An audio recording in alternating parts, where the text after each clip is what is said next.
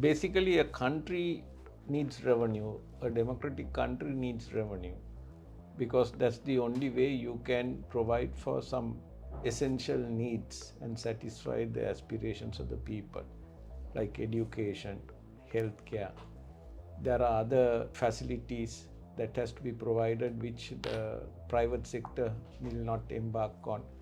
There are certain investments and expenditure it is mandatory for the government because others will not look at those expenditure. Post-economic crisis, the entire landscape of taxation has changed. There is no question about it. You don't need any experts or protagonists to give their views, because you speak to the people, anyone, everyone is affected.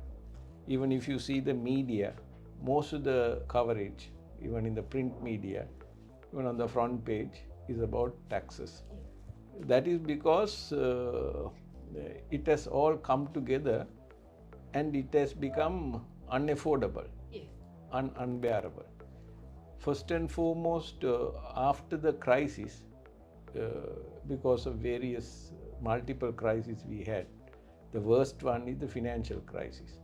That crisis is more severe than people say even for the conflict crisis or the conflict we have, because this crisis made us bankrupt. So after the crisis, if you see the value of money depreciated almost instantly at a point where the rupee depreciated almost 80 to 100%. It was around 180 to 100. Now it was 360. Now it has come to 330. So in that process, and we are basically an importing country. Most of our consumption goods also are imported. Most of our investment goods also imported. Intermediate goods also imported.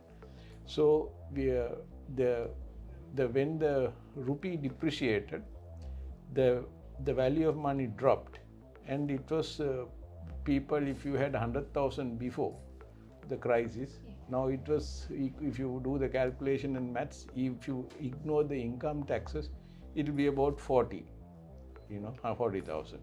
Because earlier you would have had, say, only VAT, 8%.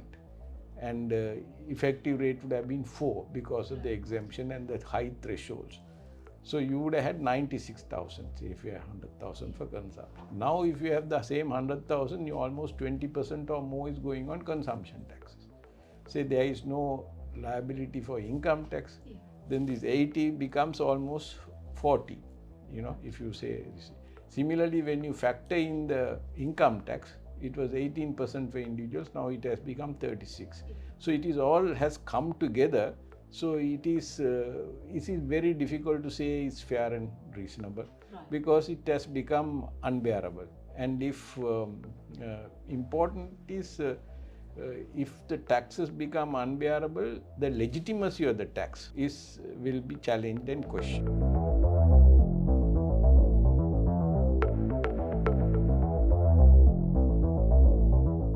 Basically, the income tax is a progressive form of tax. It takes on income. Any tax system has to be based on the capacity to pay, principle of capacity to pay. Now, if you see earlier the threshold, you achieved 118 million at over 9 million income level. Of course, that was a poor decision that you made such a drastic change. No one asked for it. But now, if you have an income over 3.7 million a year, that is more than 300,000 a month, you're hitting 36%. So even for up to 300,000 a month also, 3.6 million tax, it's about tax is about 450,000. So naturally, there is something people will, if unless otherwise you are in the formal net, people, even if you want to pay the tax, they may not have the money to pay the tax. The principle of capacity to pay is being impaired altogether. Of course, government has its challenges. That's another matter which we have to look into. So it is a lot of expectations there in this budget that the thresholds will be increased a bit at least. This 100,000 is too person who works a little hard, the people who do odd jobs, can get 100,000 or more in certain months. Of course, a lot of the low-rung people have lost employment because SME has been wiped out with the rupee depreciation. So there is definitely how to change. It's how much to change. I think certain people have analyzed with numbers. You can achieve the same amount of tax, which a very different combination also.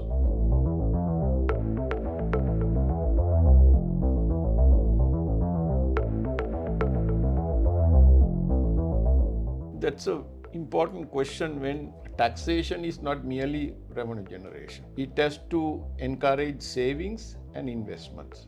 It has to direct economic activity. Fundamentally very important. And an investor will say, even the foreign investor or local investor, they will look at what is the relief you get in investing in Sri Lanka. So true, the exemptions has been a taboo word, but there has to be certain legitimate commercial expenditure which has to be recognized and have to be given more than the legal expenditure. If you see Amazon, Google and see, they had a revenue, they had a profit of 10 billion, they never paid any tax, and they had a tax credit of 157 billion because it came under a particular incentive scheme. So now here we are not saying that you have to give exemptions, but then expenditure-based relief for people's training, pre-training, for branding, for going green, for agro-processing, for research and development. You have to, because even a foreign investor, tax competition is they say it's a bad word, but between countries. But if you see other countries are giving certain incentive for this current system, there is no capacity to save. It doesn't incentivize saving and investment. First you have to save to invest. When we were small, we were told that when you earn money, first you must invest, then you must save, and if you have anything balance, you spend. So now when your basic needs and aspirations cannot be fulfilled for the multitude, there is no ability to save and leave aside investments. So definitely this can't go on for long, because businesses have to be has to make investments. There may be certain large companies, because of the environmental changes in the economic setup, because SMEs have got wiped out, or it's being in the process of being the scope, their presence being diminished. It's about 50% of the economy. And even the larger ones are trying to rebase themselves outside the country, because other countries are giving incentive. Yesterday I was listening to some discussion where they say places like Kenya are giving so much of incentives. So we have to relook at this. It is fiscal consolidation is important, but now we are all hell-bent on only revenue consolidation. Fiscal consolidation has two components. One is revenue, one is expenditure. Expenditure has not been looked at much. We have 1.4 million government servants. We have another 400,000 pensioners. We may be having 2 million people for 22 million people where they are waiting there to serve. But are the people satisfied with the services they get from the government institutions? It's a sad state of affairs.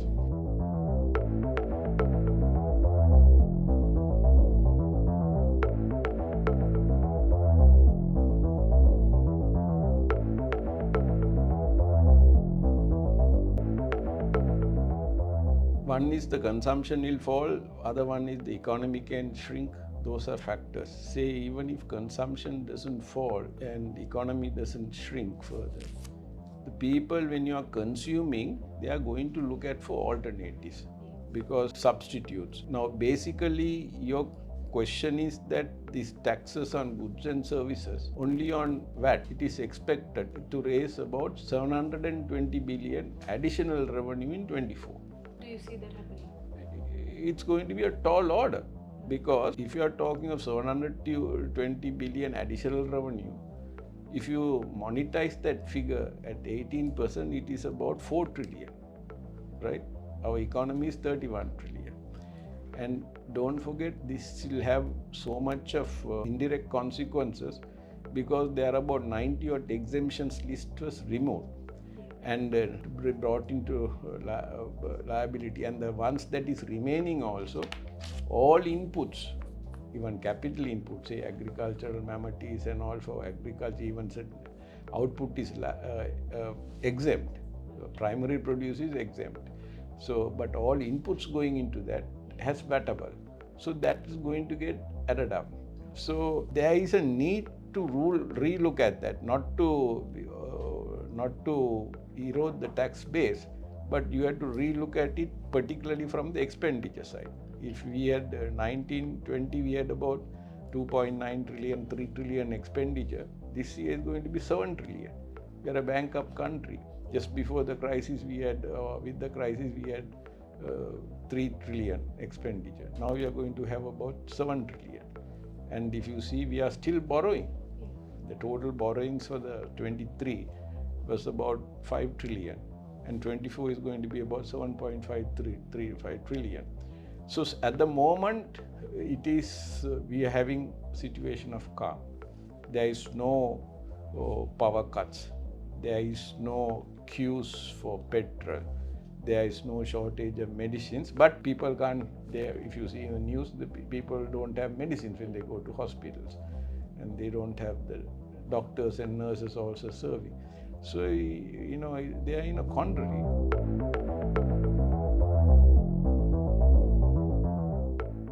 We never got that right. We will never get that right the way it's going, because of course now direct taxes are going, because is increasing. Indirect taxes is easy to collect. Direct tax, because this is on turnover, on consumption, the top line. Direct taxes is on bottom line. So you have to go through the revenue, expenditure, and people on the bottom line. But here again, you have to get the mix. But that doesn't mean you eliminate the indirect tax and go and get everything from direct tax. People, don't forget, in other countries, they are paying income tax at about 45-50%. They don't grumble much because they have value for the money they pay. They see value. Here there is a concern. If you ask people, they'll whisper, because of malpractice, corruption, they feel, why should we pay tax? So that impression, the feeling has to be corrected. So upcoming elections has to be, this is going to be a tough year, election year. I think one challenge that media also can pose to the political parties, can you give us an assurance and say that the leadership should say in each political party, to their best of information and knowledge, there are people who are coming forward and standing for election are not questionable people, and they are men of integrity, men and women of integrity. Whether they will say that, and they, you have to say that, and you have to be, accountability has to be there. Before the election, so many things are told, and so that also has to be brought in, because otherwise, this if you don't deal with this malpractice, we are not going to come out of this problem.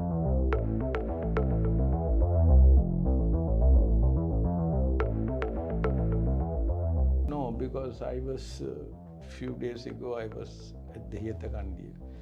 They are the people were saying there, when I spoke to them, they said they need 50 to 60,000 rupees to live. But most of them can't make that money because of various reasons. And if you have that sort of about a family of 2 children going to school. So what is happening is the elders are skipping meals, or even skipping more than one meal. So they will look for alternatives, but it is a tall order for this less privileged, poorer segment of the multitude, for the impoverished people.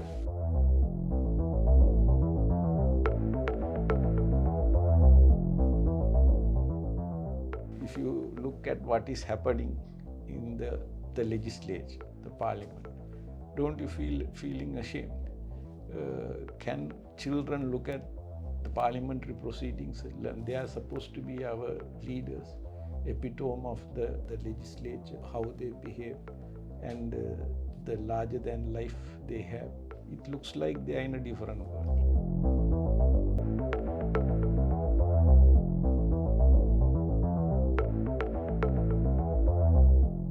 This is causing a lot of issues. You know, you are asking people over 18 years to register. There must be about over 5 million people who are more than 18 million. I don't know the exact, but it's definitely a large number. You mean to say all these people can register? You mean to say if you don't register, the Commissioner General can impose this 50,000? Say the people register and they are paying their tax. This at the lower rung they pay, because we need about 1.5 trillion to 2-3 trillion to shortfall. Where do we get this? Because in the early 90s, our tax to GDP was about 22-24%. Now it came down to 7-9-11. So you bring in all the people, you bring in all the people who are evading small SMEs, you bring the teachers in, you bring the doctors in, you bring the lawyers in, your profession. Can you bridge this 10%? The question is, can you bridge this 10%? We get 22% tax to GDP, now it will be at 11. Even next year they are saying we are going to be 14, next year 25, 14%. We have 8-10%, 31 trillion our national economy. So 10% is 3.5, 5% is 1.5 trillion. If you have 1.5 trillion, we will be out of the woods now. So where is this money? Media should ask, where is this money?